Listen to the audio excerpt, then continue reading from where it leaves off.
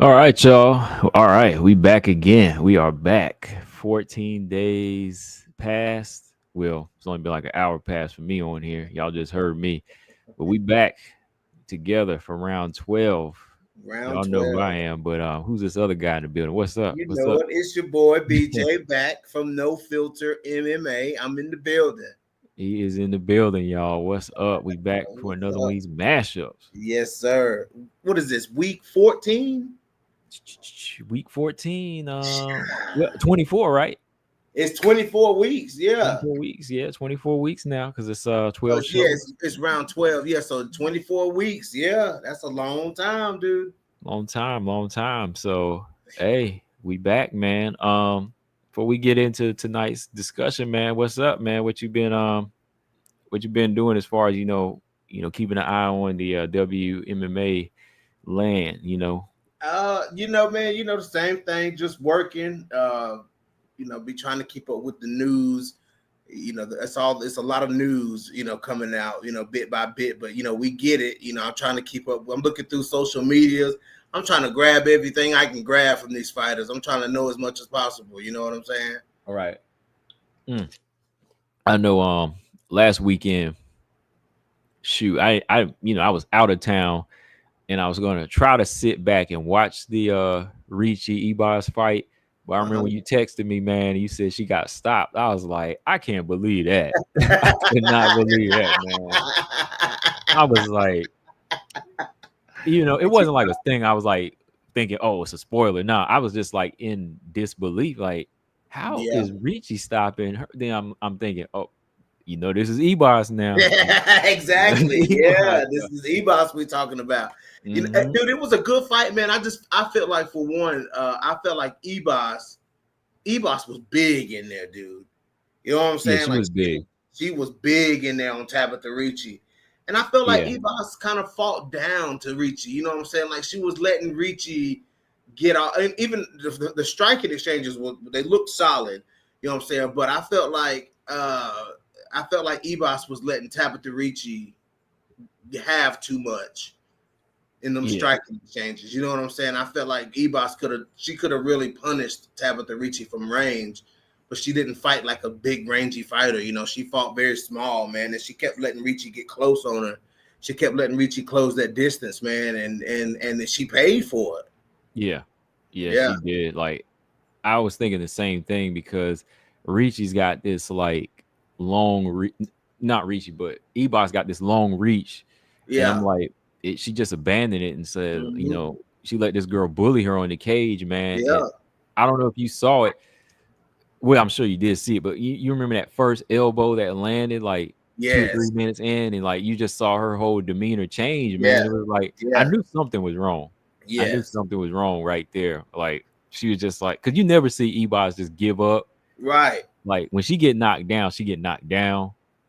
You know what I mean? But like she just kind of was like, I'm done, and just laid yes. down. So that eye, man, I don't know. Do you think a lot of people still think Ebos still has a lot to offer? Like, She does have a lot to offer, but unfortunately, she suffered injuries yeah, that are just going to be soft spots. You know what I'm saying? Like like reach. I mean, Ebos she's been through some wars, man. Like she's taken some damage. yeah, You know what I'm saying? But that's what that's just the result that you get from somebody like her. That always took whatever fight they gave her. No matter how hard it was, like no matter which weight class it was, like Ebos came to the UFC to fight, and she made that very clear from the beginning. You know what I'm saying? But unfortunately, over her time, what I'm saying, like she's been in there with some heavy hitters, man, and she has taken some damage. You know what I'm yeah, saying? Like her chin took a lot of damage, and now she has this orbital issue, and it just keeps it just keeps getting smashed in these fights. You know what I'm saying? And finally, I mean, it held up good for a couple of fights.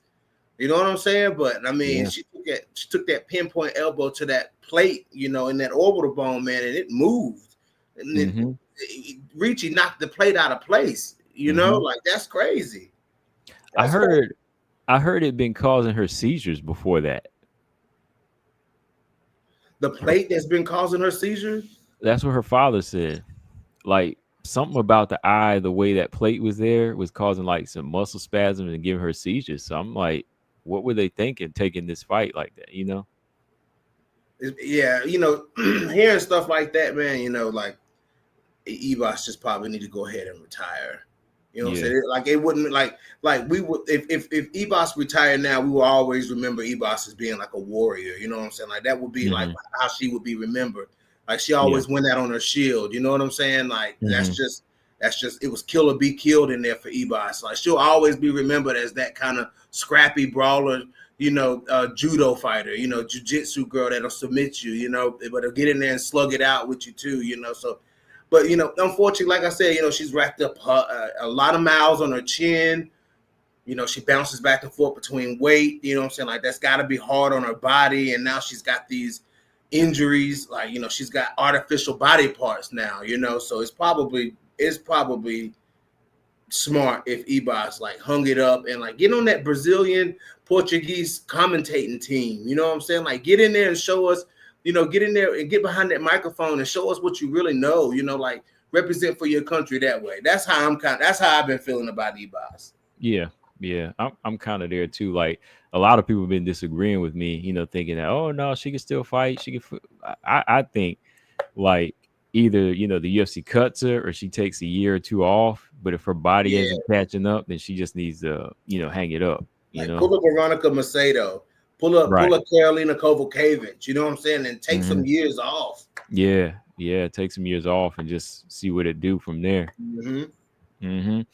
Yeah. But I yeah. would say 2 years. She Yeah. need 2 solid years, no competition.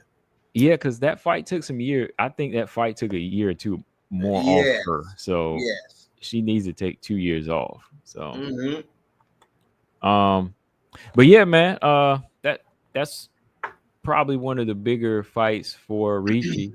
And this Yes. past weekend I was talking about that stuff earlier.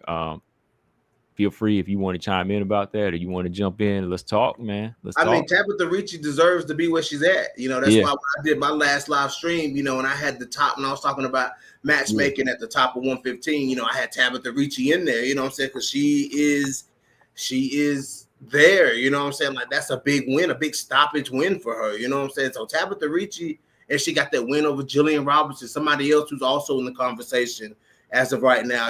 So I mean, she's there. I can't argue with her. She's there. And she deserves to be talked about, you know what I'm saying? Because Ricci, she done fought her way up, She ain't won them all, but she fought her way up. Yeah. True. But yeah, man, I hate to see it go down like that, but we'll see. So yeah, man, we've been talking about this thing, man. We've been talking. Flyweight.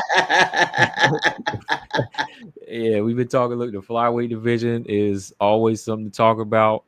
But right now, man, we got a war going on right now with Wei Lee deciding on who's next, Wei Lee or Silva on this side. But we got somebody else that you feel or you think is ready to be thrown back in the mix. And her name is Erin Blanchfield, man. Cold-blooded. Clear contender, man. Like you gotta help me out, man. Like I look, first of all, I believe Erin she's holding it down in the top 5. She's one of the toughest, but you think her stance right now holds just as much weight as Natalia? Yes. All right, why? I mean, like I was saying, if y'all had watched my video, I know y'all watched me and Combo go back and forth. You know what I'm saying? So, like I said to you in through text message, Combo, like let how we go back and forth be an example of how you know what I'm saying, voice your different opinions with respect. You know what I'm saying? So shout out to my boy Combo for engaging in that, you know what I'm saying, with me, you know what I'm saying, because that's an example to be set, because these channels like to go at it. They like to go at it, and cut each other down, which is crazy, man. You know what I'm saying? But anyways, like I was saying, Natalia Silva, this is the thing about Natalia Silva. Okay, yes, she hasn't lost. Everybody that they put in front of her, she's beat. Like, I guess the new thing to say, a lot of people are saying is, you know what I'm saying, she's beat every style that put in front of her. Like, okay, all right, great. But it's just so much that we haven't seen from Natalia Silva. We haven't seen, it's the same conversation that I have with Dakota Ditcheva. You know what I'm saying? Like, it's kind of the same thing. Like, we haven't seen somebody test them the way that we need to see them be tested. You know what I'm saying? Like, I get it, but the same was being said about Manon Fiore. Before Manon lost to Valentina, everybody, the thing about Manon was, she, nobody's really been able to test her like that. You know what I'm saying? But I have to say Manon was on an even playing field when she stepped into that fight with Valentina. Manon she had beat number one contenders, she had beat former champions, she had beat former title challengers. You know what I'm saying? She did that, she had fought 5 rounds, and she went through a tough fight before. I mean, she fought the best of the best to get her title shot. Like the fight before her title shot was against Erin Blanchfield. You know what I'm saying? Then before that, it was Rose. You know what I'm saying? Then she fought Jennifer Maia, Maida Bueno Silva, Katlyn Chookagian. You know what I'm saying? Like, she beat all of those girls. So Manon stepped into this fight prepared to fight Valentina Shevchenko. I want to give Natalia Silva that same courtesy. Like, I want Natalia Silva to be prepared to fight Valentina Shevchenko. I don't want to see another Weili Tatiana type of fight. You know what I'm saying? When it's a title fight, I want to see a contender that should be a contender, and a contender that is ready to be a contender. You know what I'm saying? Like, and Natalia Silva to me is not, like, she's good, y'all. Like, I understand y'all love Natalia Silva. She's good. I'm not taking anything away from her. For the love of God, I'm not taking anything away from her. But don't sell your girl short. Don't sell her short. As Natalia Silva fans, y'all should be wanting Natalia Silva, you know what I'm saying, to fight somebody else in a main event or something like that, 5 rounds, before she gets plopped into a fight with Valentina Shevchenko. And then you see her get demoralized by Valentina Shevchenko, and then everybody jumps off the ship. Natalia Silva sucks. You know what I'm saying? I mean, look at how people change the narrative about Manon Fiore. As hard as Manon fought in that fight with Valentina in those later rounds, even though she got rolled, you know what I'm saying? Like, as hard as Manon fought to get back in that fight, she never quite did. She gets 0 credit for that because she lost the fight. You know what I'm saying? But look at Natalia, though, man. Like, y'all should want Natalia to be 100% prepared. And that's why I say, with Erin Blanchfield has more preparation to be in a difficult fight like that.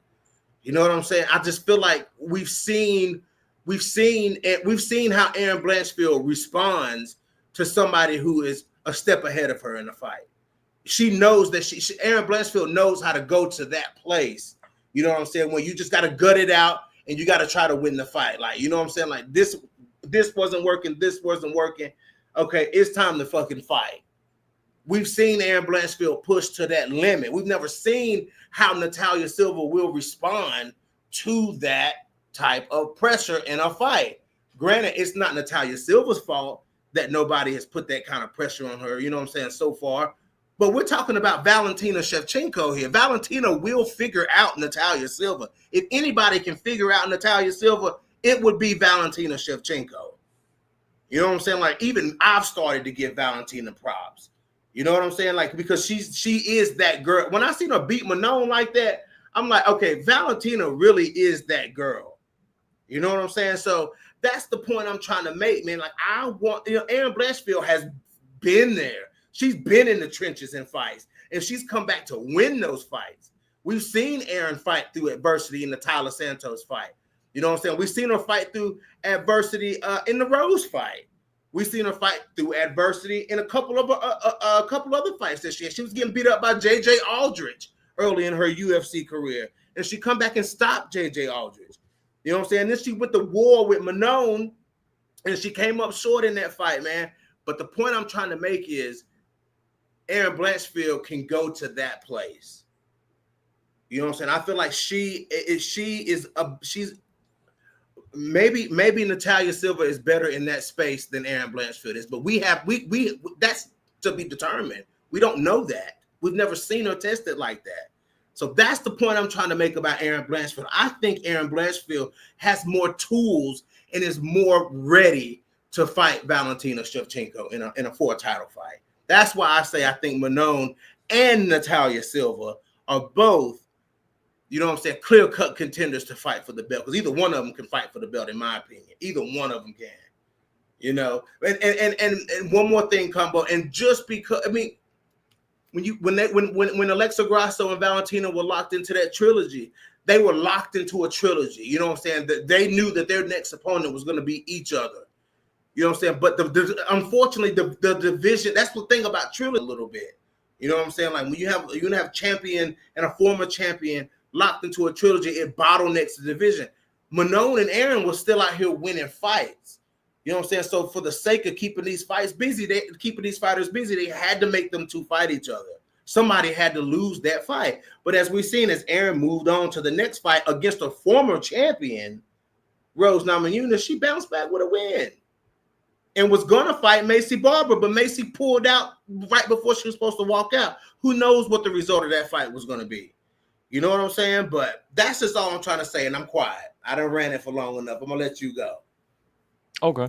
Yeah, I was just letting you, for sure, like, I'm being respectful. I just want to hear what you, I just want to hear your take, but I got a couple questions now because I'm thinking, all right, so for you, when Erin went on like a 6-run win streak, do you think she showed enough like to get Valentina right then before she fought? Like, let's say if she didn't have to fight Manon, do you think she completely looked ready? Yes. Like, okay. Yes. Really? It's as ready as Manon looked. They both were ready. Like, what made her look ready versus then what makes Natalia not look ready? What makes her look ready? What made her look ready in her 6-0 run that does, compared to Natalia Silva's 6-0 run? Her two wins over her win over Andrade and her win over Tyler Santos. Her win over Andrade and her win over Tyler Santos. Okay. Those two fights right there, those two fights sold me on Erin Blanchfield, because I was like, about Erin Blanchfield. You know what I'm saying? Because I was, Casey O'Neill was there, Montana De La Rosa was there. You know what I'm saying? Like, I was, skeptical about Erin Blanchfield. But when she went out there and beat Andrade the way she beat Andrade in the pocket, like when she went out there and did that to Andrade, I was like, okay, Erin Blanchfield is the truth. Like, I gotta give that girl some respect. And then she went out there and beat Tyler Santos like that. Like, yeah, everybody's jumping up and down about how can y'all give Dakota Ditcheva so much clout for the win over Tyler Santos when Erin Blanchfield beat her when she was still in the UFC. You know what I'm saying? Like, people love Dakota Ditcheva so much for that win over Tyler Santos, but Erin Blanchfield beat Tyler when she was still in the UFC, fresh off of the Valentina fight.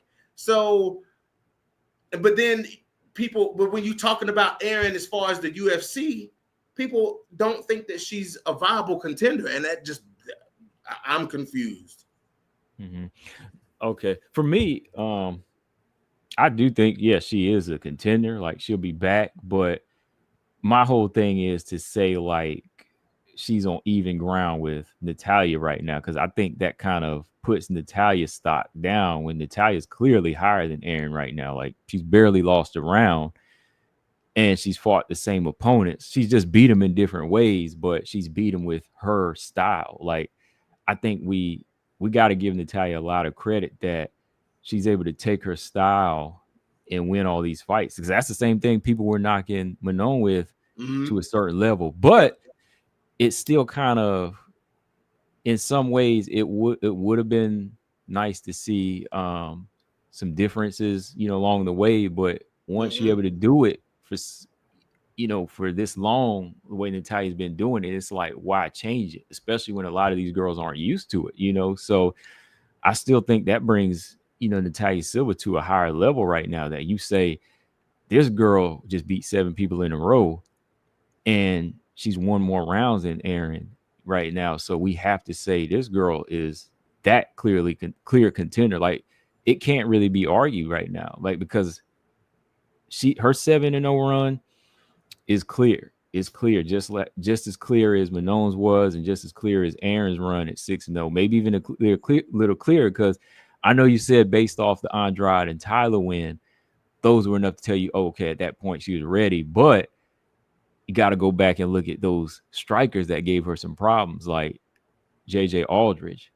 You know, that was one round in the fight where I was like, all right, this striker JJ Aldridge is kind of giving Aaron some issues. So I was like, when I saw that, I was like, okay, if she fight a bigger striker, she might get tattooed. And thankfully, she kind of ran into Manone before she did the Valentina, because I think the Valentina fight could have been worse. You know, it could have been even worse, you know, because that fight alone kind of showed us that there's still some things that were missing. Now, clearly, she did all she needed to do at that point. Like at 6-0, she could have probably got a title shot. They could have gave it to her, fine. But what I thought she would have won, probably not, you know, because of some of the things Valentina is capable of doing. But when she ran into Manone, that showed you that there was still a level missing there. And I think now that she has that loss on her record, she has a chance to go back and kind of fix those things. But until then, you know, somebody like Natalia Silva has a solid win streak plus a solid style that Valentina's not really up on yet, or a lot of these girls aren't up on yet. So I think that puts a lot of things in perspective now, and just makes you say, okay, like, yeah, nobody else is standing up to this girl right now. Now, again, Aaron, yeah, she could definitely bounce back and fight for the title at some point, but I don't really think she's in an argument to say, oh, I deserve it over Natalia. Not whenever Natalia is in the position she was last year. You know what I mean? You know, you got to give every fighter their chance. And Natalia went through the ringer just like they did. So, like, when you bring up Dakota being treated the same way, remember, Natalia's here. Natalia's in the UFC. Like, she's beating UFC level girls. Like, no, what I was saying about Dakota was, I was saying, like, she gets a lot of credit for beating Tyler Santos, but Aaron Blanchfield already beat her. I know, but I mean, before that, earlier, when you were talking about, you know, people are already bringing up Dakota, you know, is like, oh, this next thing, and now Natalia too. Like, she hasn't faced the competition. Natalia has faced the competition. Like, Natalia's faced all competition in the UFC that they put in front of her and beat her. So she's clearly ready for, you know, Valentina Shevchenko, you know? Okay, Emma Wright says, I want to address the difference between a fairly competitive unanimous decision and a dominant stoppage in two. Okay, what is that to address, Aaron Mike? Like, what is that to address? Stop trying to poke holes in what I'm saying and sit back and listen, please, because I don't know, who knows, nobody, that doesn't even make sense. You're just trying to stir the pot. But anyways, the point is they both beat Tyler Santos. That's the point. We're splitting hairs at this point. But yeah, I don't want to take anything away from the competition that Natalia's faced, because, like I said, like, Natalia faced all of those. She faced all of those styles, and she beat all of those styles with her one style. But if there is anybody that can figure out Natalia Silva, it seems like nobody's really been able to figure her out. If there is anybody that can figure her out, it's Valentina Shevchenko. That's what I'm trying to say. And that makes her the clear contender then. To me, but how does she respond when Valentina takes the cage away from her? You know what I'm saying? Because there's nobody that can imitate it. That means she's ready for the champ. There's nobody that can imitate that style. Like, everybody that tried to put her on the cage, she got them off. Everybody that tried to put her on the cage, she got them off. You know, so she passed every test now. She passed every test. Like, Aaron's not going to mimic what Valentina does, you know? So at this point, like, that clearly says it. She's clear, because we asking now. You asking, like, how's she going to respond to Valentina? Right, because how does she respond to Andrade? How does she respond to Viviane Araújo? How does she respond to Grasso? You know, you saw. Yeah, but she didn't face any adversity in those fights, though. That's what I'm saying. Like, neither one of those fighters that you just named that she fought, none of those fighters were able to solve the puzzle of Exactly, because she passed. She passed now. So the next test is the belt, because they couldn't do it. There's nobody else. I agree. I agree with that. Like, I totally agree with that. And that's why I'm saying that's what makes her clear contender now, because there's still questions about Aaron getting in there. Like, to me, there are questions like, can Aaron get by a Grasso or Natalia Silva striking? But how can we question Aaron though? But like, how can you question? We got a whole fight. We got a whole fight. We got a whole fight in the Manon fight. We had 5 rounds where she could have beat her. Like, she caught Manon with a head kick in the 5th round. She didn't know how to set it up though. She didn't know how to set it up. She threw it out there and landed it, but she didn't set it up. It could have been set up to get a knockout. That's my thing. Like, I'm high on Aaron. I think Aaron is one of the only fighters in here that shows some grit and work ethic, but that's the thing I'm working off of now. I'm seeing it, but I'm not going to sit here and lie and say, oh, she's got everything perfect. She don't. Like, these are the things that we're talking about, the champion level now. Like, there's other girls she could beat, but I don't see her going in there and nullifying the striking of Natalia Silva. And another thing too, going back to Natalia, to say she's not clear-cut contender, come on now, like, she beat Grasso. She beat the former champ. Remember what happened? No, I'm not saying she's not a clear-cut contender. I said she's not the only clear-cut contender. I think she is. That's my argument, though. That's my argument. That's what my argument is, though. She is the only clear contender. Like, I just think that Aaron's done enough. I think that Aaron has shown us enough in her fights, man. I just think she showed me holding one loss. That wasn't even her last fight. You know what I'm saying? Holding one loss. I mean, all I see in the comment, Easy E, lost. She lost. Okay, she lost. So what? Juliana Pena lost too. Juliana Pena lost to Jermaine Durandamy and turned around and beat Sarah McMahon and got a title shot and dethroned Amanda Nunes. So what if they lost? This is the fight game. Stop it. This is the fight game. But my thing is, all right, it's the person she lost to in the fashion that she lost to. That's why I'm saying, like, she lost to a striker for 5 rounds. She got to work on that. Like, she's starting off right because she beat Rose. She beat another striker. Mm-hmm. But to continue on and make sure she's ready for Valentina, she got to beat one more person. She got to beat another striker. Somebody that's going to make her get better. I don't feel like Aaron has to prove anything anymore. It's not to prove it to the fans. It's to get better, to be ready for the champion. It's not to prove it. Every fighter can get better. Every fighter can get better. But to be Aaron's age and go 6-1 in the UFC, and you ain't 25 years old, you ain't even 25 years old, and you come in the UFC and go 6-1, and then you go back, then you come back and win a fight against Rose Namajunas. You know what I'm saying? Like, forget the Macy Barber fight. Aaron Blanchfield loses to Manon Fiorot in a title eliminator fight, then turns around and beats a former champion. And you telling me that doesn't warrant Aaron Blanchfield a shot at the title? After Aaron Blanchfield then whooped all this ass at flyweight?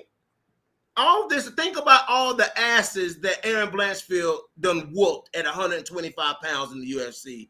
And you telling me that she don't deserve a title shot?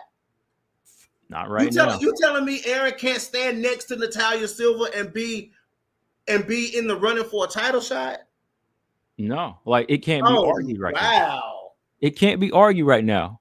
I mean, 2024, when Manon and Aaron were both 6-0. Now, that's an argument you could make because at the time they both were undefeated. So the best way to solve that was with the fight. But now you got a 7-0 run, right? Natalia won 7 in a row. And now you got someone who already lost to Manon, just bounced back with 1 victory.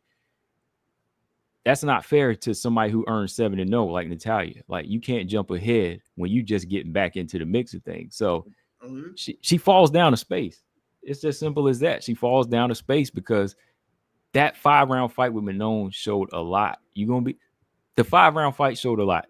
I mean, it's right there. It's the same thing with Manon, like trying to strike with a striker. Like, there's certain things you have to prepare for when you fight in the champion. And right now, that 5-round fight says a lot.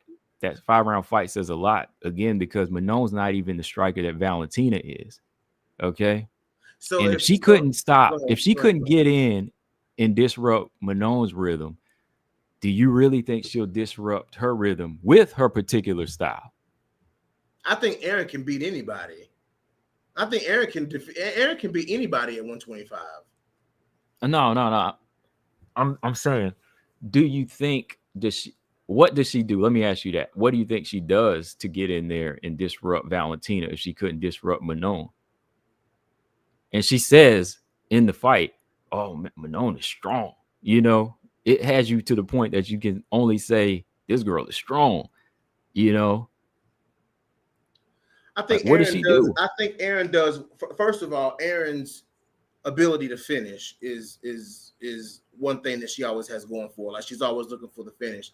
But I think one thing that like we hamper on Grasso for, in those fights with Valentina, was that Grasso didn't go after it enough. Like Grasso took a lot of pictures in that third fight in there with Valentina. You know what I'm saying? Like she took a lot of pictures. She was frozen. She didn't attack enough. Like you could even criticize that in the second fight. Like Grasso could have done more.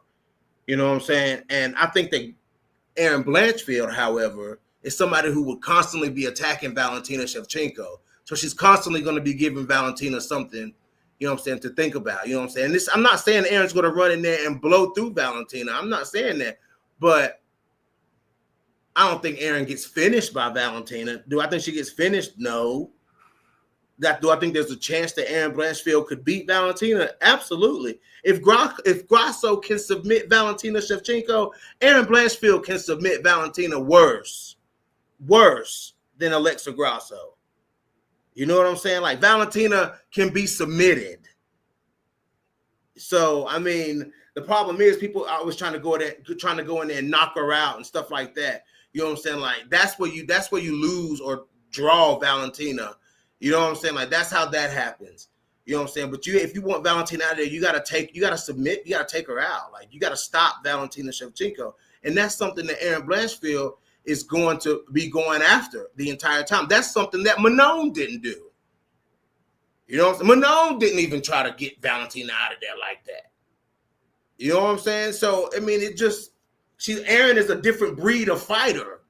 She's a different breed than Natalia Silva. No matter how y'all fanboys licking her boots in the comment section, you can continue to lick her boots because y'all sound crazy right now. We're talking about two fighters in the top 5 of the best organization in the world, and y'all trying to tell me I sound crazy for saying Aaron Blanchfield deserves to fight for the title. That's the bullshit and the nonsense.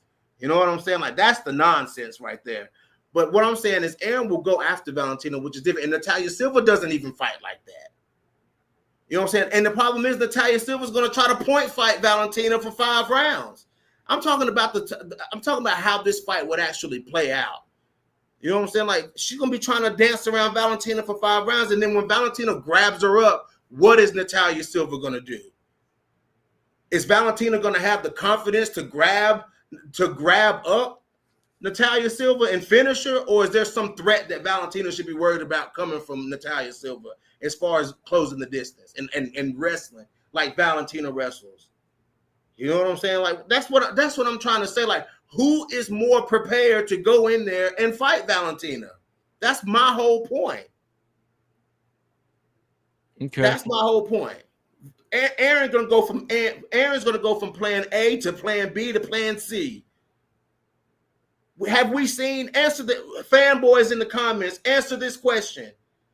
Has Natalia Silva had to go to plan A to plan B to plan C against the best in the world? I don't think so. Now that's a good and a bad. Like that's a good in reference to Aaron. That's a bad in reference to Aaron, but it's a good in reference to Natalia Silva because nobody's been able to take her there. What I'm saying is we're not talking about Katlyn Chookagian or Jasmine Jasudavicius. We're talking about Valentina Shevchenko. How y'all going so hard about Aaron deserving to be called for me that I should be calling calling Natalia the number 1 contender? Tell me, how does she do against Valentina Shevchenko? What is y'all's prediction in the comment section about how she does against Valentina Shevchenko? I want to hear this. Combo, what do you think? How do you think Natalia goes in there and beats Valentina Shevchenko? I think number 1, I think Natalia Silva's speed, her timing, and just unorthodox style is something that could be tricky for Valentina. You know, like that was something that Grasso exposed in the first fight. You know, not to be completely in her range and give Valentina any type of comfort level. So I think Natalia Silva, like always shifting her hips and moving, is really like a big key. Like, I think she just has a very awkward style that a lot of these girls, they haven't figured out yet, Yeah. and a lot of it is kicking based. So I think that that's something that she's able to take to the top. And you don't, with her style, like, you don't really have to force this person to do other things, even though I think she is doing other things. Like, I've seen her pre-UFC days, you've seen her on the ground, and you've seen like how strong she is. So Mhm. I think those are things that she uses as backup. And, she's able to get to her feet because she focuses on that, kind of like Joanna did, works on her get up all the time. And I think at her age too, being a little bit younger and, just stronger and quicker and, the legs, she's real powerful. Like, I think this is something that, Valentina has to be up for, just like Manon, she has to be up for these fights. Like, Yeah. Natalia, she does bring a solid threat. She does bring a solid threat. I think both Natalia and Aaron are they are MMA fighters. Like, Aaron, hers is not, her style is not based the same way Natalia's is. Some people have to work harder, and I think Aaron's got to work harder to get there because of how she chooses to fight. But Right. Natalia, she's got a style, I think, that makes it look easy, but it's not really easy. Like, we haven't seen her go through these hard trials in there because she knows how to fight smart. And that's how she approaches a Valentina fight. I think she approaches it in a smart way. And that's how you beat Valentina. Like, you don't beat Valentina at her game. You got to be smart enough to use your game. And I think Natalia's got more than enough, man. Like, I just think that we seen Aaron in, again, I have to bring the Manon fight. We saw her in that 5 rounds never have any moments as far as taking over. Like, she didn't even win a round against a striker. So when I see her losing every round in a 5-round fight against a striker, that's telling me she's got to prepare for a dangerous striker in Valentina. And that has to be done in a couple of fights. Like, that's not telling me that she's clearly ready for Valentina right now. I mean, even herself, she said she'll go back and fight a grass or Silva if she's got to. I think that she understands too. Like, Rose is one thing, but Valentina is another. See, at least Natalia, she got to win over the girl that beat Valentina, which is Grasso. To me, that prepares you more for Valentina Shevchenko. To me, Okay. that's just my opinion. Let me clear this up for some people. I think Valentina beats them both. Let me put it like that. To beat who? I think since everybody thinks that I'm hating on Natalia Silva, Valentina beats them both. Okay? That's what I really think. That's what I really, really think. After seeing what Valentina did to Manon Fiore, y'all remember Manon, right? Like, y'all remember, Combo, you remember Manon, right? I shoot a lot. There's some people out there think Manon won that fight. Ain't no way. There's people that they won. I mean, ain't no way, I'm not being funny. I'm not being funny. There's people out there think she won the fight. Really? I'm being serious. Yes. Really? Two Beasts was one of them. Two Beasts? He's a numbers guy. He was going by it. And I mean, I got to watch it again, but I personally think she didn't do enough. But I mean, somebody prove me wrong. But I mean, people thought she won the fight. So it's like, okay. I mean, I'm not putting Two Beasts on blast like that. I'm just saying, he said he felt like she won the fight if you go by numbers. So, I mean, hey, and I ain't, like I said, if you thought she did, I'm not arguing with anybody over that. I mean, BJ, if you think, you ain't got to say, "Oh, Valentina beat both of them." I mean, just make the chat happy. No. I'm being having a conversation here. No, I'm being dead ass serious. I think that Valentina showed. I gained so much respect for Valentina when she beat Manon like that. Like, the way she went out there and handled Manon, I didn't walk away from that thinking, "Oh, Manon might have won that fight." You know what I'm saying? Like, that Valentina beat her. Valentina beat her. You know what I'm saying? And seeing that like that, a big threat like Manon, a big solid fighter like Manon, it was competitive. It was competitive. You know what I'm saying? But seeing Valentina handle her like that, man, that just like I think they both beat her. I think she beats both of them. You know what I'm saying? But I think that they both are bona fide challengers to fight for it. You know what I'm saying? They both have their own strengths. They both have their own weaknesses. You know what I'm saying? But, I just think that as far as from a competitive standpoint, I would want like an aesthetic standpoint. I would like to see Valentina versus Erin Blanchfield. You know what I'm saying? Because I think, the styles make fights. You know what I'm saying? And Erin is just that come forward pressure fighter. You know what I'm saying? Like she she has a deceptive long jab. Her striking is deceptively good. It doesn't look the best, but Erin can hit you. You know what I'm saying? And her striking is good. Her kicks are good. Her jiu-jitsu is good. Her wrestling is good. Her cage wrestling is good. Everything is. Erin checks all the boxes. Erin checks every last one of the boxes for me. You know what I'm saying? So I just think that Erin should be included in the conversation because she deserves to be included in the conversation.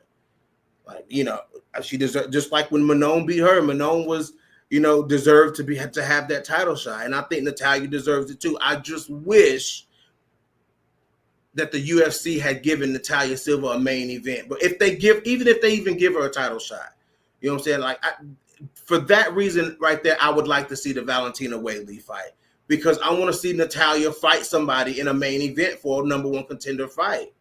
Like, she deserves to have that kind of experience. She deserves to have that. I think she's coming in without that experience in her back pocket. You know what I'm saying? Because if you make it to round 4 with Valentina, you better be ready to go. Your cardio better be together.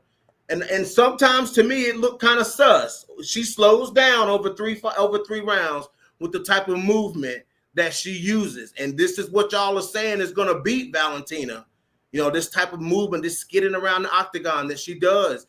You know what I'm saying? These fast twitch movements and things that Natalya does. Y'all are saying that this is going to give Valentina problems. Can she do it for 5 rounds? When the girl has clearly slowed down in 3 rounds, can she do it in 5 rounds? Or can Erin Blanchfield continue to pursue Valentina Shevchenko for 5 rounds? Thing is, 3-round fight is different from a 5-round fight. It is. Like, I don't think Natalya's going to fight. Like, first off, I got to say, I'm opposite on the side, BJ. I don't care what the chat say. I think it ain't going to change my opinion. I think Natalya has a good chance. I think Natalya got a good chance to win because that's why we talking about this fight. And I think Erin has a chance to fight for the belt one day. I'm going to just put it that way. Like, she'll get back in the mix. That's how I stand. Like, I ain't even paying attention to what they saying when it comes to changing my opinion. I mean, everybody got their opinion. I got mine. And I think Natalya, she's clearly the contender. I think Natalya Silva, number one, she's going to be a problem because Erin, based off what she's done, there's going to be 2 factors that slow her down from lasting 5 rounds. And that's going to be how badly she gets damaged or how well she takes a strike in there, like that right jab and right hook alone from Valentina was fierce in her last couple fights. It's been fierce against Grasso, against Manon. So I think that shot alone will make us decide how Erin is going to take her approach after the first 2 rounds. Like, if she can't get by it, she's going to slow down. See, I think Natalya is going to be out of that range of them hands. She's going to be in range for her kicks to land. And if she gets to him first before Valentina, Valentina's going to be struggling a little bit here and there. But if Valentina is able to time him and get her down, Valentina has her moment. So I just think right now, Natalya versus, what we seen Erin do, which is show a lot of grit and toughness and growth. Natalya Silva's carrying, something Valentina's never seen before. And that could be a problem. That's what's going to be the problem for her. She's clean right now. She's clean, we got things to talk about with Erin, like, oh, Erin, she does this well, but she getting hit too much. See, Natalia, the only thing we can say is her cardio suspect. People try to say Manon's cardio suspect when Manon already went 5 with Aaron and 5 with Valentina. You know, Natalia, Manon be looking suspect at the end of them fights, though. She make it through. She make it through. Hey, 50-45. Hey, Aaron 50-45. Yeah. 50-45. Yeah. She might have been suspect. What did Aaron do? Aaron couldn't capitalize, could she? Yeah, you're right. No, 50-45. That's all I'm saying. Manon gets full credit. She gets full credit for that win. She went 10 rounds in her last fight. So I think the same thing can be said for Natalia. Like, I think we holding this 5. As much as I like to see title eliminators be 5 rounds, I think preparation is everything. And I think, like a striker like Natalia, she'll be prepared for it.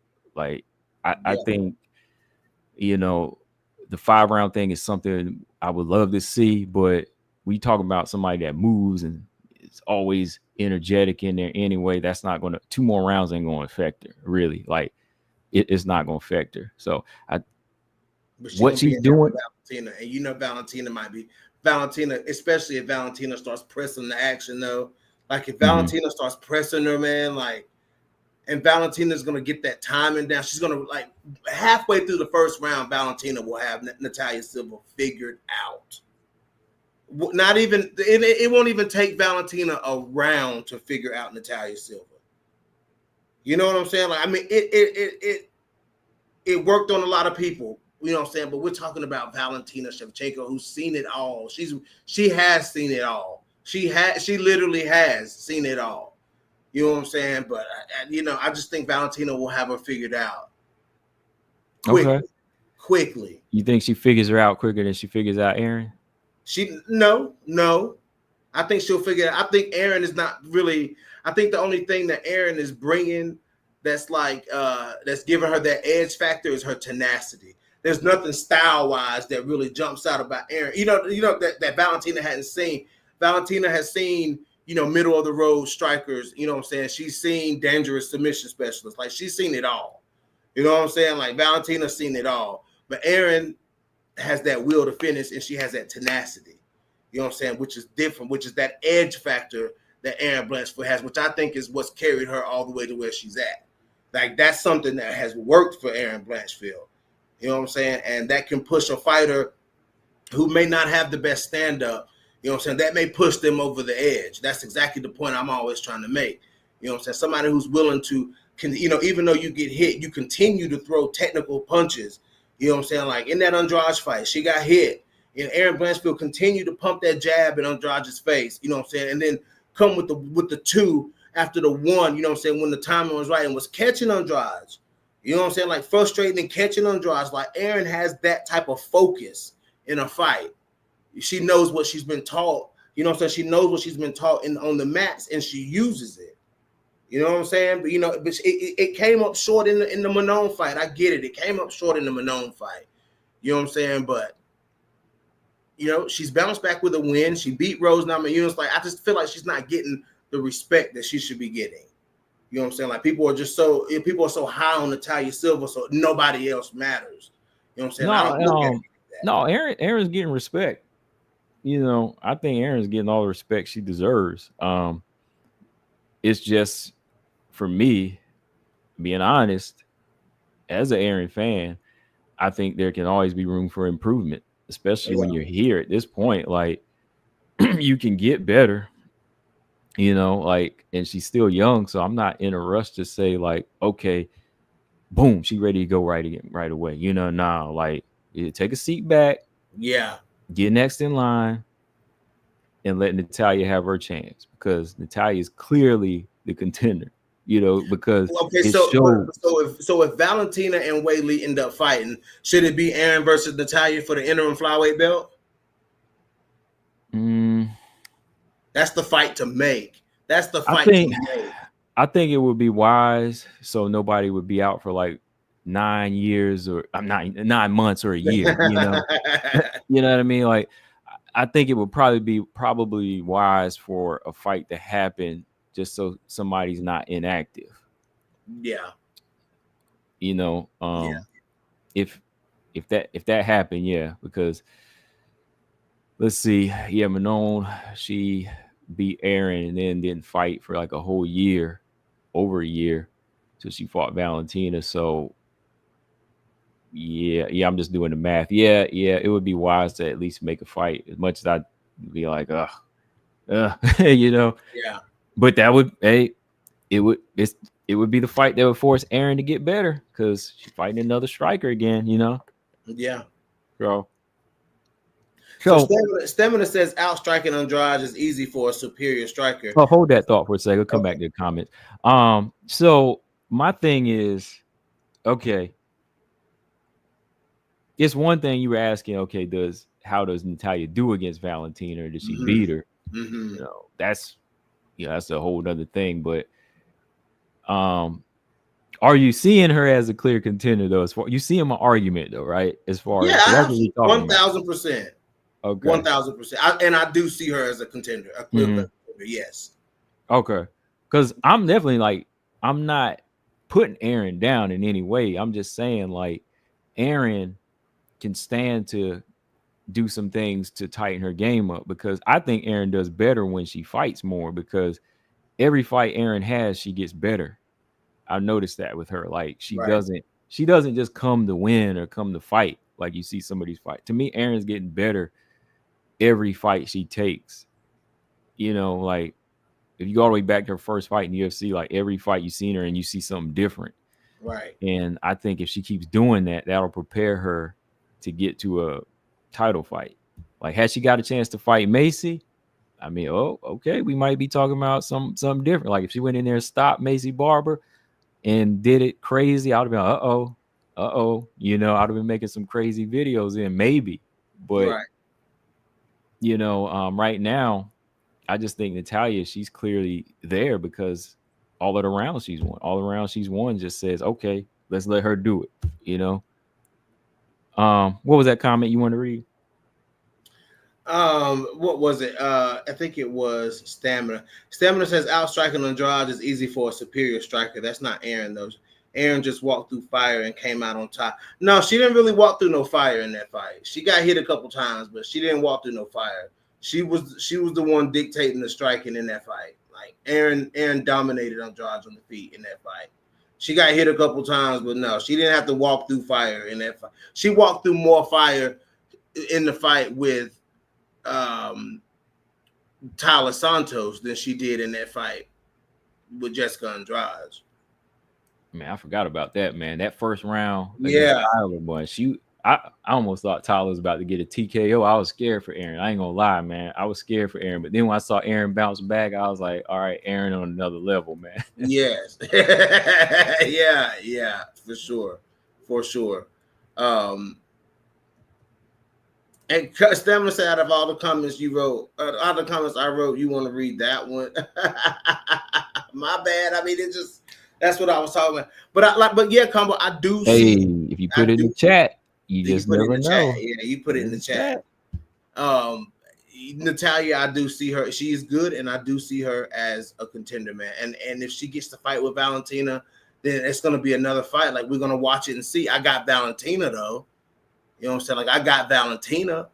You know what I'm saying? But you know, I would. My heart would choose Valentina over. I mean, my mind would choose Valentina over both of these fighters. Now, if it was Aaron, my heart's gonna go with Aaron, of course. You know what I'm saying? But I think Valentina beats them both.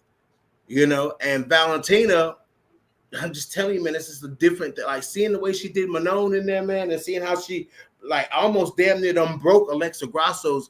That, like I said, man, we got to do a whole live on that, man. Valentina took a piece of Grasso in them fights, man. You know what I'm saying? Like Grasso is like, I don't know if it was because her next fight was the style like Natalia Silva or something, but I don't know if she would have looked better against a more stationary fighter. I'm not sure, but Natalia caused her all sorts of problems up in there that night. But I think Valentina took a piece of Grasso. Yeah, I think all three fights took something out of her. Yeah, that was crazy, man. Her because yeah, she clearly finished Valentina the first time, but you can't lie, Valentina was ahead in that first fight. You know what I mean? Yeah. Valentina was ahead in the first fight for sure. And I thought she won the second fight. Valentina got rolled in the second fight, but I thought Valentina won the second fight. But ain't no arguing that third fight. That third fight, Grasso was just, I think, kind of burnt out. I think she was kind of burnt out, man, from like, Yeah, all of the promotion for the fights and everything. the Ultimate Fighter. Yeah, Ultimate Fighter, Yeah, all of that burnt her out. But yeah, I just like what's going on in the top five, and I just like to have these conversations. Like I said, I ain't mad at nobody. Like I said, when you have your opinion, I just need to see it. yeah, And we're gonna disagree. Like I said, we're gonna disagree, mhm. but I mean, hey, I ain't in my feelings. You know what I mean? Not at You all, know what I bro. mean? At all. I mean, some people in the chat, they get mad. I see people commenting on the video. Somebody said I was crazy because I didn't think Aaron was a legit contender. I'm like, okay, I ain't I even mean, comment. that's crazy. And people, I'm telling you, man, people be so polarized about it. Yeah. It's just fighting, guys. It's just WMMA, y'all. Chillax. Like calm down. It's just WMMA. We just talking. You know what I'm Yeah. saying? People so polarized and just wanna just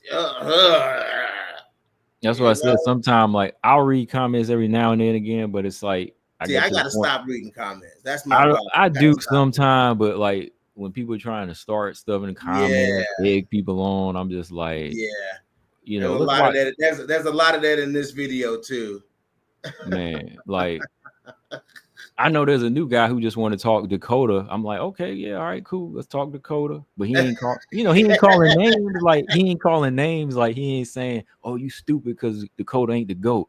You idiot. Get off this channel. I'm like, don't come over here policing my channel. You know what I mean? Like, Yeah. don't tell me what I can talk Is that about. what he said? No, like I heard some people say I was like dumb because I didn't think Dakota was like a Yeah. GOAT fighter. You know what I mean? So Right. Yeah. I'm like, I'm getting to that point. It's like, hey, whatever. And I've been like that. I mean, I'm just like, I'm not changing my opinion. I'm not changing my opinion for anybody. Like, if I study Dakota to say, okay, Dakota looks good, but she needs to do this, I'm gonna stand by that. Right. I'm gonna stand by that because there's still a lot of work to do. Is she fun to watch? Of course, she's fun. Same thing. Like I like Aaron, love some Aaron, but hey, come on, you gotta do something, man. You gotta show me something that you're ready for Valentina, man. I'm just saying, like Yeah. this, that right hand is fierce, man. Like the way that right hand was landing on Manon, I'm just saying, like Yeah. I don't know how Aaron gets by it. Like Okay. these girls, like they need striking one-on-one on how to get past a right jab, like for real, man. Like Grasso came in thundering on Valentina with that southpaw style. But soon as Valentina turned her right jab up, it was like Grasso couldn't get by it.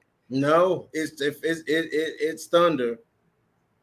And then Manon, same thing with her. I was like, get out of the way. Get out of the way of that jab. And she getting hit over and over. And then the right hook was hitting. I'm like, God, dude, she just beat her up so bad.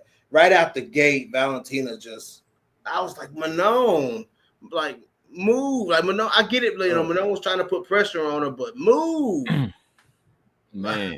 Stop throwing them kicks. Stop throwing them blind ass kicks, man. Like, that's what I wanted to say, man. Like, that's what I was screaming at the TV. Like, stop throwing them blind ass kicks. Like, every time, she was getting, man, like, Valentina was countering her so crazy, man. Like, I mean, the count, and then the speed, like, Manon didn't even know she was getting ready to get hit. Yeah. Like, that's how fast Valentina was countering her, man. I was like, yo, Manon. But to Manon's credit, she made an adjustment though. She did. She did. Like it was a good adjustment, but I think it was a little too late. I'm gonna talk about it. I'll talk about it. Yeah. I still haven't talked about it, but I will. Yeah, what went wrong? I'm laughing because I did one on Juliana Pena, like soon as Juliana Pena lost, I was like, all right, let's talk about it. Yeah. But here I am holding on. I'm gonna talk about it. Don't worry. Easy, I gotta laugh. See, Easy be tripping me out with his comments. He said nobody has worse striking defense than Ronda. Oh, Easy ain't never lied though. Man, I don't know. Like, who has whose striking defense is -0, -1? Like In the who? UFC, are we talking UFC? Yeah, let's talk Okay. UFC. Like who's striking defense? Andrade? Oh man, not a, how you gonna do Andrade like that, man? Come on, man, not a negative one. She can't. She gets hit a lot. I would have to say Juju. Oh wow. Yeah, Juju striking defense is not there. Juju. All right, Juju. Oh man. G Frame says Shauna Bannon. Uh Juju. I'm trying to think. Wait a minute. Juju. Juju Yeah, got pieced up by Veronica Macedo yeah. and Luana Santos. We can't lie, man. Juliana Pena, man, that striking defense is horrible. Juliana Pena. I mean, that Amanda fight, she could throw a punch, she could take a punch, but she was getting banged up, man. Yeah, her striking defense is bad too. It's bad. Suarez. I'm just talking about all Tatiana Suarez. Nah, I don't want to bash Suarez. I'm not bashing. I'm just saying, like, I'm saying it because she needs to work on it. Like, yeah, I did no. It's I won't say it's like Ronda level. I definitely can't say it's like Ronda level. It's pretty bad though, combo. Yeah, it is. Like I was surprised. It was shocking. I was very surprised. Yeah. Man, dang, we already been on here an hour. Yeah, it's been an hour. Yeah, I'm just kind of reading through some comments here. Mm-hmm. Colton said BJ admitting Pena had bad defense. Yeah, no, I'm not crazy. Right. Yeah. I mean, you admit she got dog, but I mean, you know, she got the dog though. She got the dog for sure. Yeah. We were talking that for 50 minutes. I got a question. Here's my question since I brought it up early.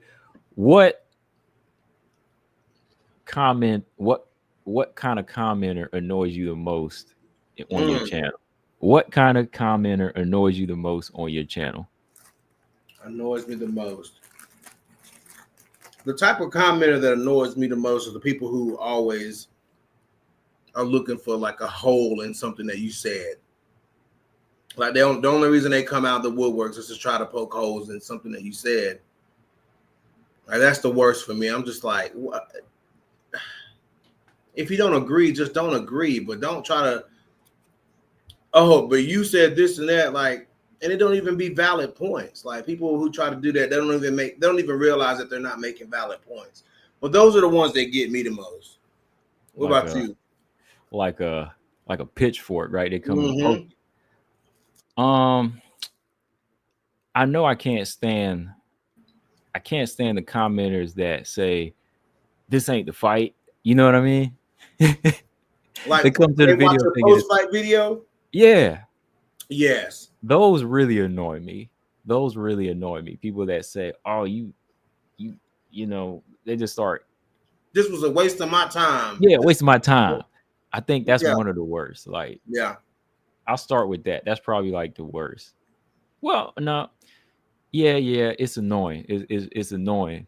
So I always tell them, "Hey, man, go buy ESPN Plus. You know, stop being cheap. Stop being cheap. You know." Yeah. That's I think that's like one of the most annoying ones. I'd be like, man, this fight happened 5 years ago, and you still looking for that. And you look right, like what you and you get an old comment on an old video. Another one too. The people that go, this didn't age well, and I'm just like, oh god. You get it's a comment on a video from 4 years ago. Right. I'm like, age well. What you doing looking up this old? Right. I'm like, I haven't even like thought of this video in years, you know, and you still looking for this fight? Like I had somebody comment on a Misha Tate video, and it was like there's like, this ain't the fight. I'm like, I know it ain't the fight. Dude, I'm like, it's 6-7 years later, you still looking? Man. Yeah, man. That and people would always have something negative to say. Like, Yes. I'm like, do you really watch this sport to just find something negative to To comment? say about it, right? You know? Yeah. And there's people out there that just that's all they want to do is just bicker and argue online. Like nobody wants to have that type of energy, man. Like we're here to have fun. We're here to talk, man. This is what we enjoy doing. Like why y'all want to go that route? Who wants to do that? Yeah. I mean, when I disagree with anybody, it's just like, okay, I got to see your point.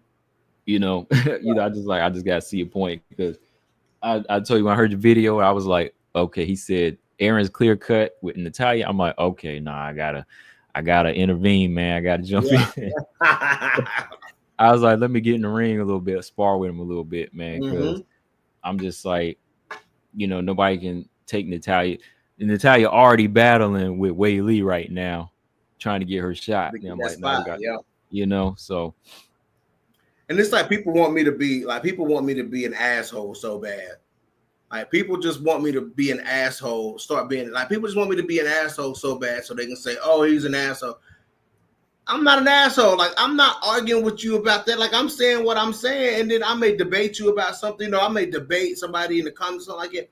I don't do it in a disrespectful manner. People want me to be an asshole so bad, combo, and it's crazy. Yeah, I don't get it. Yeah, I just get on here to talk about some fights. You know what I mean? That's it. I mean, when it comes down to it, if I see something interesting, I'm gonna get on here and talk about it, or I might get on and watch the fight with y'all. But I ain't come on here to say, oh boy, let me see who I can poke today, or I can piss BJ off. Right. Or let me go try to make BJ sound like an asshole in the comments. I'm like, what? Like I literally be pulling up my comments at work. And I be showing people like, y'all, like, listen, like, first I tell them, go listen to this video, then read the comments. Yeah. And they be like, man, you got a whole bunch of unhinged people in your comments. I'm like, bro, who you telling? Like, who you telling? I was like, I don't know. They just want me to be the bad guy. That's okay. I'm fine with that. Like, I'm cool with that. Cool with that. I don't even have time. Like I have time to get on and stream, but I don't have time to think about that. Yeah, that or go to videos and just type. Type. Yeah. Like if I'm not engaging in the conversation, like if I comment on your video, I'm coming to engage in the conversation. You know what I'm saying? I'm not commenting on your channel. I mean, me and you might troll back and forth every now and then on a certain video or something like that. But that ain't my sole purpose of coming to your videos or commenting on coaches' videos or any other podcasts that I follow. Like that, that's just not my intentions. You know what I'm saying? Like I'm dead to engage in the conversation. Yeah. Yes, that's it. That's all I am. I'm doing. Easy said, do y'all find it hard to do YouTube with all the negative stuff? Not for me. No, I don't find it hard. At times it can be frustrating. It can be frustrating at times. Like it's just like what is happening? Right. You know what I'm saying? Like it can be frustrating at times, but then I remember, like I always have to tell myself, like, remember why you started this podcast, because you wanted to get on here and talk. You know what I'm saying? Like, so just continue. I have to tell myself, just continue to keep it like that. Just get on there and talk MMA. Like, let's just stay focused on what we're talking about, So but it can be frustrating at times. It's just like it's like people show like their most, like in the comments, people put their most unhinged versions of themselves. And it's like, it's just a sport. It's just a sport. But then, talking to other people, other podcasters that do other sports, they're like, it's the same. They're like, it's the same. I have an NFL, we talk about NFL over here. They're like, dude, we experienced the same thing. He's like, it's not just you. I'm like, oh, okay. He said, you're a content creator. Like, you know what I'm saying? Like S-Dog was telling him, he was like, you're a content creator, dude. Like, you're the person that they can hate for saying anything. You know what I'm saying? Like, you say one thing they don't agree with, it's easy to hate you because you're the content creator. You know what I'm saying? So that kind of stuck with me. Yeah. I think for me, like, I don't really find it hard. Like, I know I'm gonna get on and do something, and it's the same thing with me. Like, if I think something I have to catch myself if I think I'm about to, get negative with somebody else. Like, I have to kind of catch myself because I'm like, ain't nobody gonna ruin my day, or ain't nobody gonna stop me from doing my channel. Just like I say, if I predict the fight wrong, and people that makes their day that I got to fight wrong. I'm like, okay, so I'm Yeah. like, I'm not a psychic, you know. So my Right. thing is like, sometimes I have to avoid battling those type of people. They'd be like, oh yeah, you picked the wrong fight. You know what I mean? Like they be ready to go in about that. I just, you know, have to catch myself sometimes and say, I ain't gonna battle this person. Like I don't even know what they look like. They won't Right. even show their face. So it's like, you know, they won't even get on and do a link. So it's like, oh, okay, no, I ain't gonna take it there. But it won't, like I said, it ain't gonna stop me. Like the day I stop doing this, it'll because I choose to. But Right. like even like whenever like Tatiana lost, like that, let's talk about that. That was the last time people went crazy. When she lost, people were Yep. ready to see me stop, but I'm like, oh, here I am. Right. You know? That's crazy. That's crazy. And I can't believe you received more flack than that.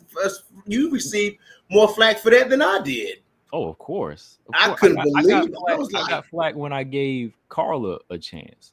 You know, I got flack when I yeah, thought I picked Manon against Valentina. You know, yeah, so yeah. I get flack. So it's it's just funny. It's just funny that one day people like you, but then when you start picking against them, they be like, oh, I don't Yeah, like this person anymore yeah. because That's they done exactly pick they done picked against my wife. That's what they're right. thinking. You Right. know? Yes, yes. Come on, knows that. You know, I got the hate when Casey O'Neill lost to Ariane Lipsky. Oh Mhm. Lord. Oh my God, dude. It was the comments were the Wild West. I couldn't believe it. You know what I'm saying? And I had to Yeah, eat that crow, and I'm okay with eating crow. You know, eating crow don't bother me, dude. yeah, I may feel good. The fanboy in me is gonna feel it feels a little bit gutted. You know what I'm saying? But it's the fight game. I have to remember this is the fight game. You know, they some of they're gonna lose. Your favorites are gonna lose. You know, and yeah. but it's just crazy, man. It's crazy how people are. They just waiting around for somebody that you follow. So they waiting around for that person to lose just so they can troll in the comments and stuff. And they really think it. Like some people really thinks that it gets to us, dude. And you know what I'm saying? Hmm. I'm just like that doesn't really get to me. Like y'all do all that trolling, it doesn't really bother me like that. Yeah, no, like it don't because I was actually before I got on today, I was power napping and I get back up and say, what was I supposed to do? Yeah. Yeah, exactly. Yeah, yes. Oh man. But been a good show, BJ. It's been a good one, dude. Yeah, we had to make this episode, dog. Like this episode right here is one for the books. I like this episode. Oh yeah, for sure. Yeah, Do you think Natalia is gonna get her fight by December, man? Like that seems to be some talk. Like, do you think she gets it by December though?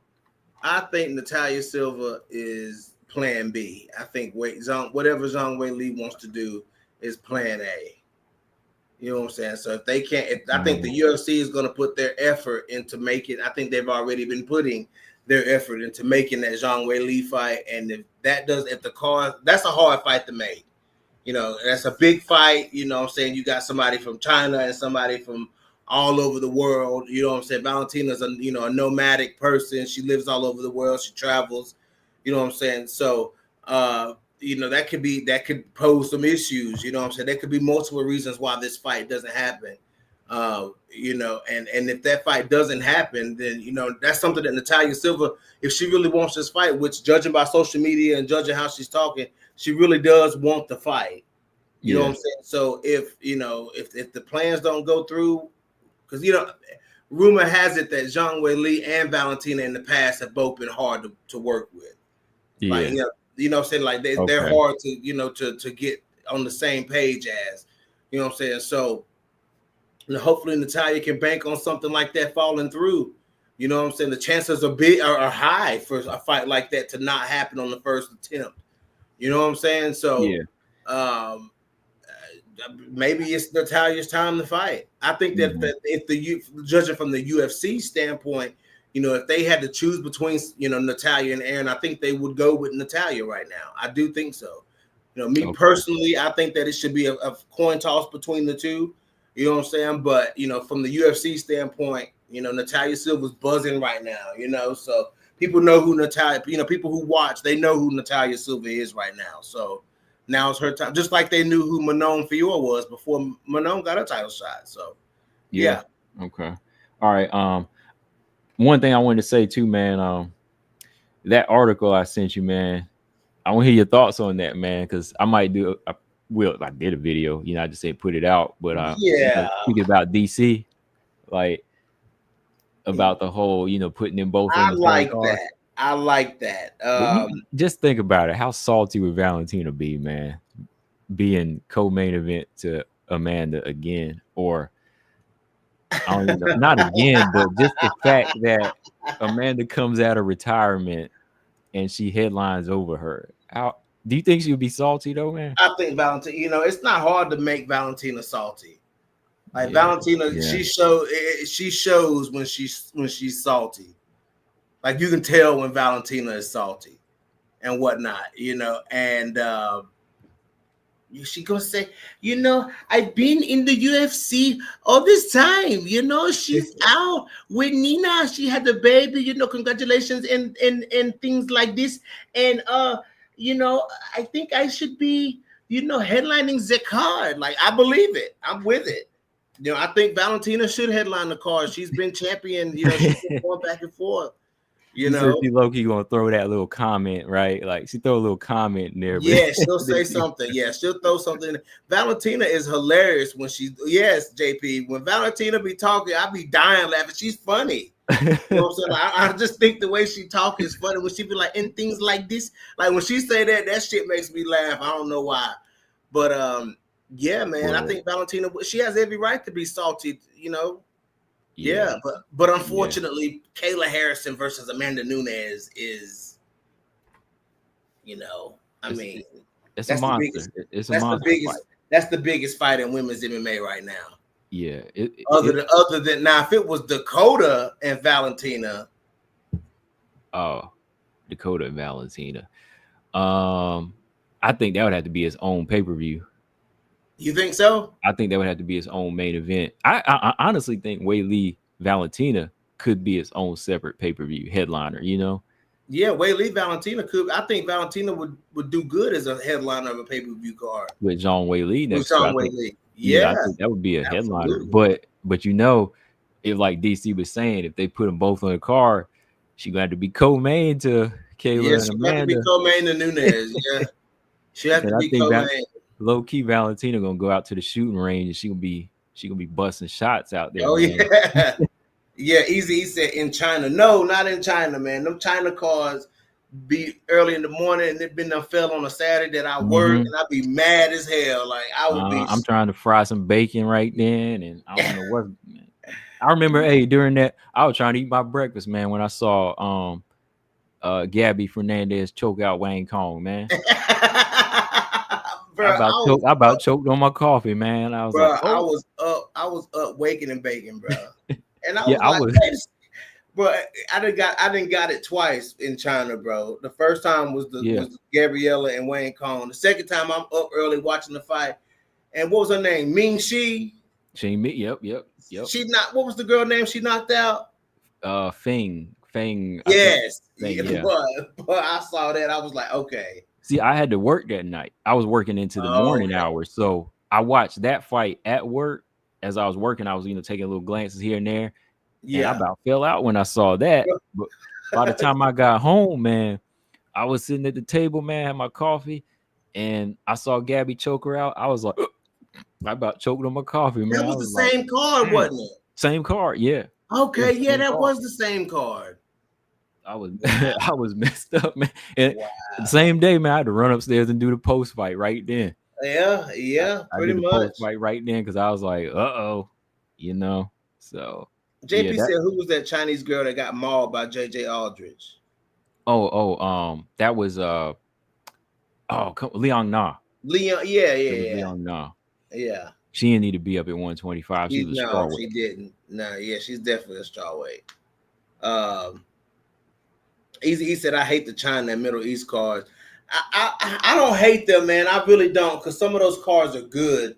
It's just they come in handy sometimes. Like they do come in handy, and it is nice sometimes to get up early in the morning.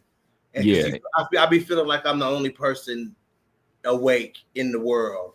You know what I'm saying? And then I'll be in there watching fights and stuff, and I'll be, it's been some good ones. I like them China cards, man. I like the foreign cards because you have a lot of the British commentators, and I really prefer the British commentators, man. When they go to China, it's the British people every single time. Like it's Paul Felder and John Good. What's it? Gooden? It's John Gooden, right? I think so. I always forget his last name. Yeah, and then it'd be like Brendan Fitzgerald. He might be there. He's American, but it'd be like it'd be Michael Bisping in them. Yeah. I like those cards sometimes. I think because Aaron and Tyler was an early card. Yep, it was an early card too. So sometimes sometimes I like to get it out of the way so my night is free. Yes, that's nice too. Yeah, that's nice too. Yeah. Well, what we got coming up this weekend, Combo? Oh man, fight wise for women, we got, I want to say Gabriela Fernandez and Stoyarenko, and then we got, hold on, I know we got Lucindo and Angela Hill. We got that fight. Yes, shout out to Two Beasts. Shout out to Two Beasts, man. Where Two Beasts at? Look, man, I saw you. I'm just scrolling through comments. I saw what you said about a link, man. My bad. Look, no offense, but I'm just saying we had to go in. Heavyweights had to spar on this one, Yeah. Yeah. On the next one, we'll get you. We'll get y'all or whoever want to take a link. Oh no, Combo, that's not the fight. What ain't? That's not this weekend. This weekend is that Jocelyn Edwards fight. Oh yeah. It is Gabriela Fernandez and Julia Stoliarenko. Yeah. Who is Jocelyn Edwards fighting? Oh, she's fighting Cachoeira. They just don't have a picture there, but she's fighting Cachoeira. Okay, yeah. Then it is Yasmin Lucindo and Angela Hill. Yeah. Okay, I see it now. That's them three fights. That's a good. Yeah, I like that. I like them three fights because I'm definitely looking forward to Stoliarenko Fernandez. I'm hoping that Julia Stoliarenko. She's in my triple threat. I hope Julie. We got to get back on our triple threat stuff though.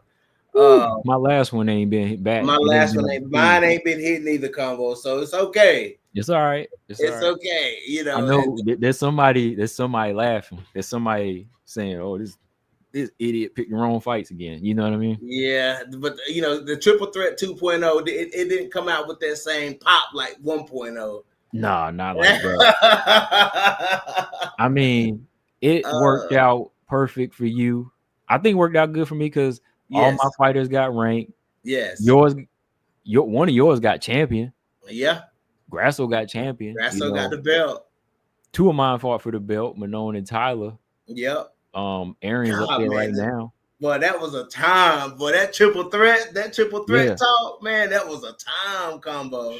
Man, that lasted like 2 years, dog. Oh yeah, look, don't even get me started on the second one though, man. Don't get me started either, dog. Don't even get me Julia Stoliarenko in there rolling her ankle and stuff, man. Like, come on, man. Oh, well, mine, shoot, I had Lipsky in mine. She got cut. Yeah. And on top of that, Macy Barber was in the second one. Macy Barber, yeah. She even showed up for the main event. So yeah.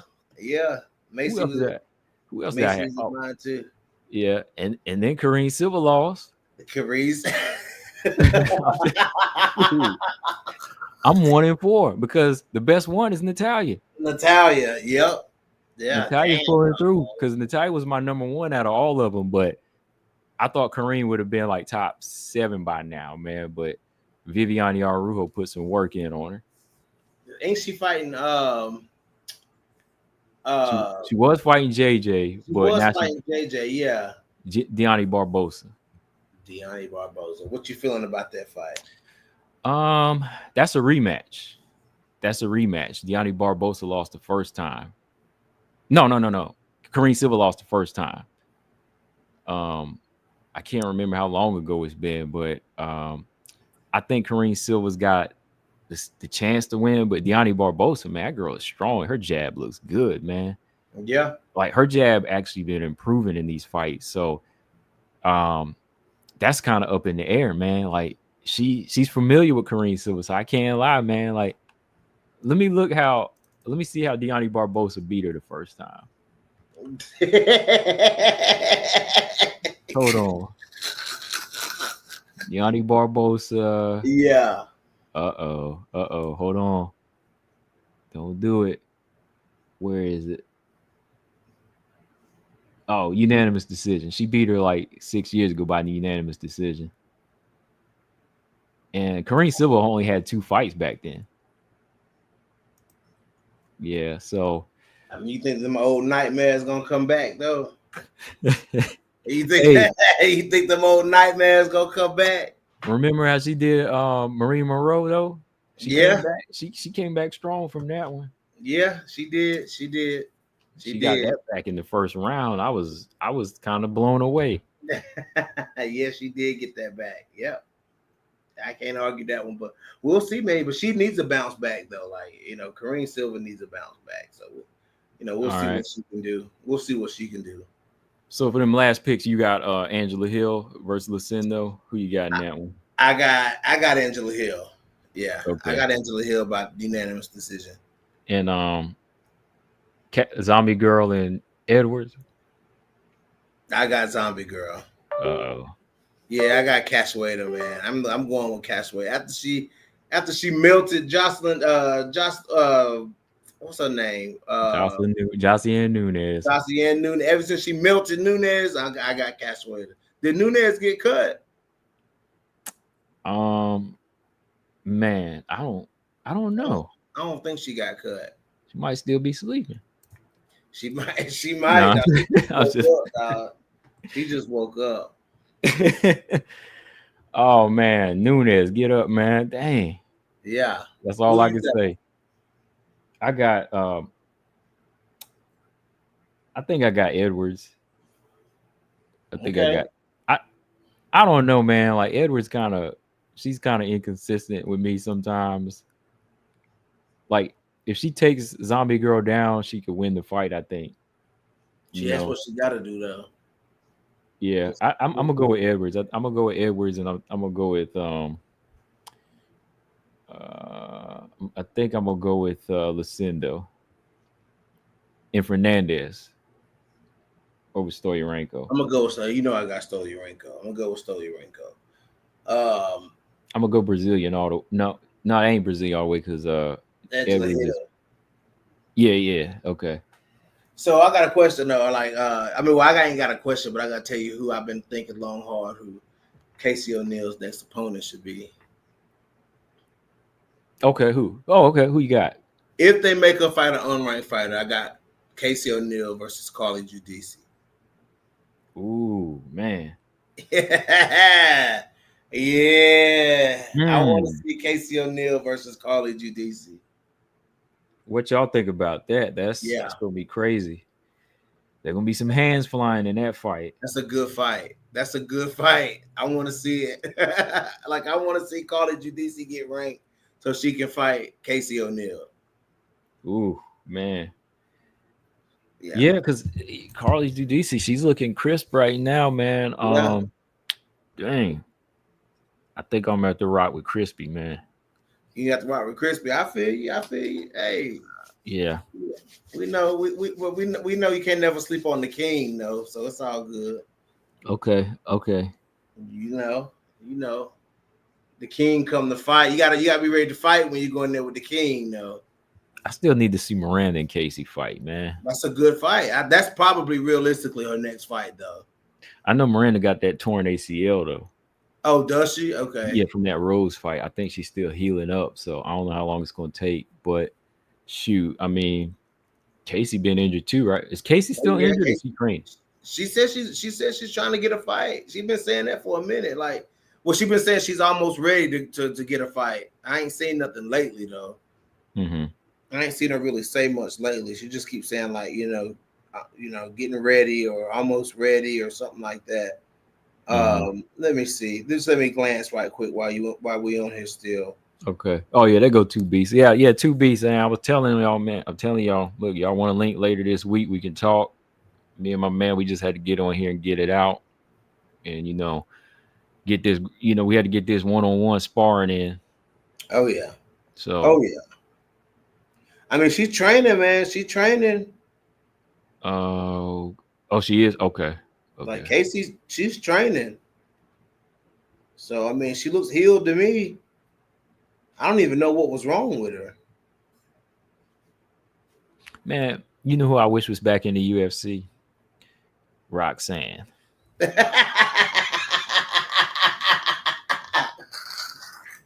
Why did I know that I was gonna get that reaction, man? Why Roxy? I don't know.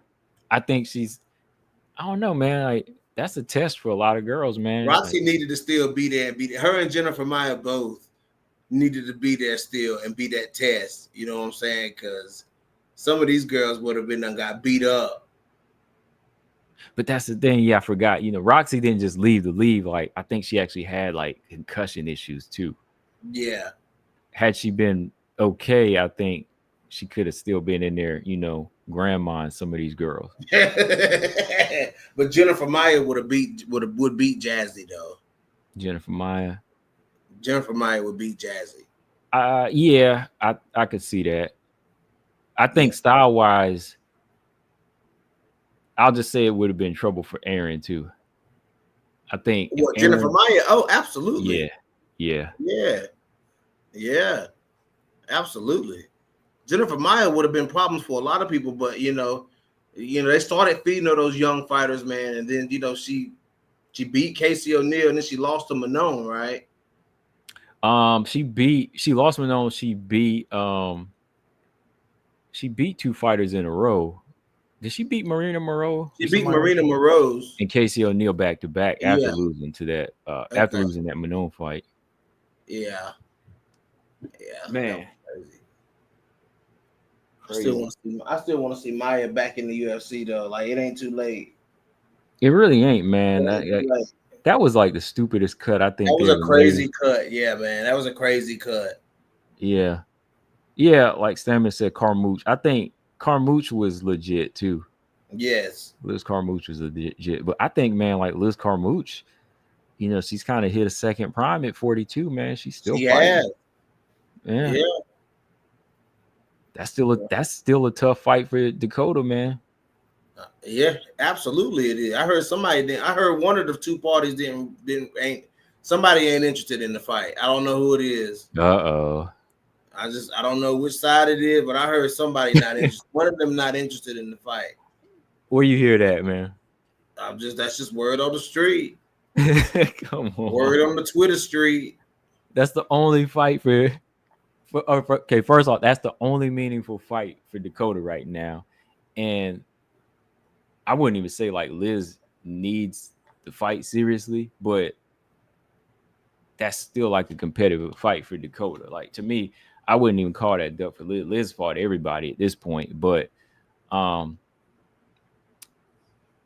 trying to think like who would be avoiding that fight right now.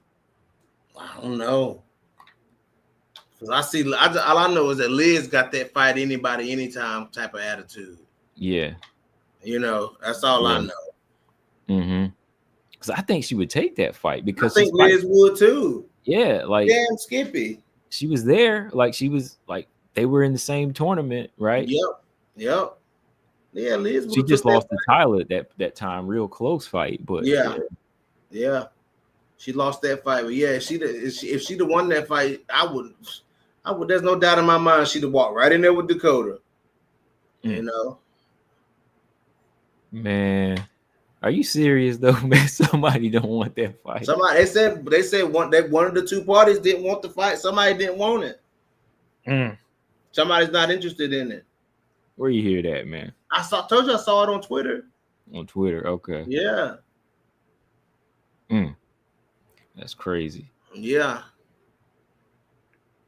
So there's a reason that, there's a reason Dakota sat out for so long. Like, Dakota ended up sitting out and Liz ended up going into the tournament. You know what I'm saying? So it's like, yeah. It's hard to see who didn't want to fight. Mm-hmm. Because you could say, oh, Liz wanted to fight, she just didn't want to fight Dakota. And then, or you could say Dakota decided she didn't want to fight Liz, so Liz went on to the tournament, and Dakota sat out and waited on somebody else. Like you can see it from both sides. You know what I'm saying? Yeah, you can see it from both sides. Or maybe Dakota was holding out for more money. You know what I mean? Maybe a situation like that. Like I don't know.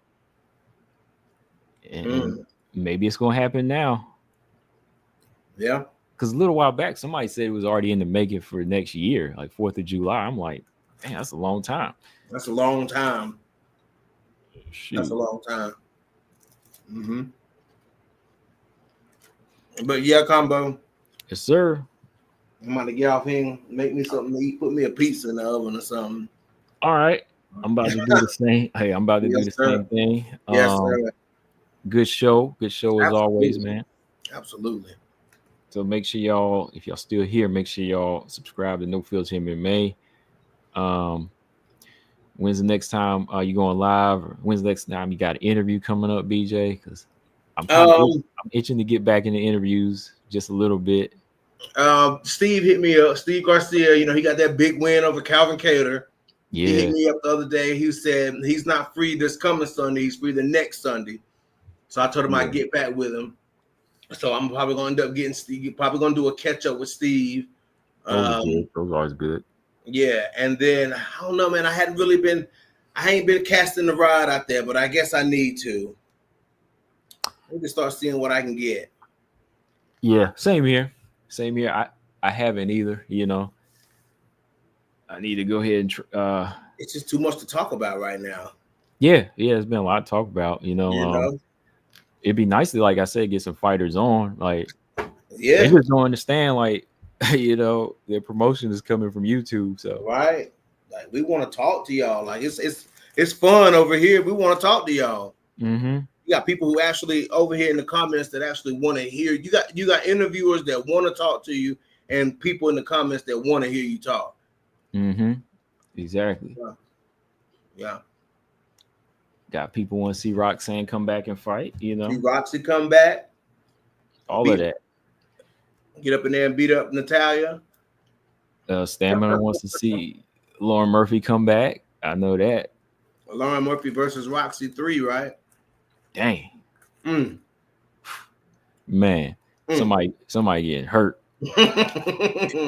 And I don't even mean in the fight. Somebody gonna get hurt walking into the cage, man. I got Roxy though.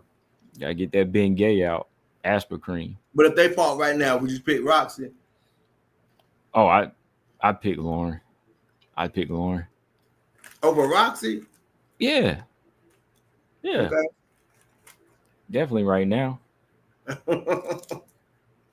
I mean, ain't no definite when you talking about them, but I'm just saying. Right. That's what I'm saying. I would still pick her though, but yeah. Oh man. Oh, Stammer said I got him confused with Marcus Bell. Gotcha. That's that old school joke right there. I know, BJ, you remember that. The Lauren Murphy joke there, you know.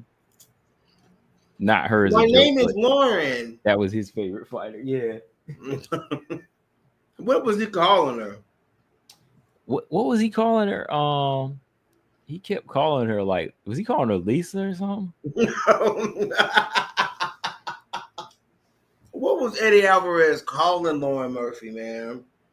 Eddie Alvarez, he kept calling her like Barb. He wasn't even. Was Barb Honchak in there or something? Yeah, Barb Honchak was there. So he was calling her Oh, wow. It just said, Lauren. My name is Lauren. Oh, man, that whole season. Lauren Murphy was. But I remember her and Sarge got into it. Sarge told her, get out. Yeah. And she said, get the out. That was crazy. I was like, yo. Man. Shoot. Lauren Murphy was a pest. Was she though? Like, I gotta go back and look at how she was acting. A pest, yes. Okay, yeah. I have to go back and watch. Maybe not, but you know, I'm just saying, like, maybe she was. I can't remember. Did Nico beat her up? Yeah. Nico beat her. I know Sarge beat her too. Yeah. Sarge bodied her, you know. Bodied her up. Nico beat her on tough though. Yeah. Nico beat her in the tough house. Yeah. Nico had a nice little run in the tough house though. She did, man. She did. I just don't know, man. Like She beat up. Who did she beat up in the tough house? She beat up Montana. She beat up did she Lauren beat? Murphy. Yeah. Did she beat? Who did she beat for the belt? Was it Rocky? Not Rocky. Roxy. She beat Roxy for the best. She was supposed to fight Sarge. Yeah. Sarge was having weight issues too, right? Yeah, Sarge. That's when Sarge head kicked Deanna Bennett and knocked her out in the tough house. Oh yeah, I remember that. You remember that? That was violent, man. Yeah, she head kicked Deanna Bennett and slept her. Like Deanna Bennett said, that's one fight that just burns her soul. She was like, that burns. She was like, that just burns me up so bad. She was like, that Sarge knocked me out like that. I was like, yeah, it happened. Shit happened. She told me that off camera. I said, this shit happens. Yeah.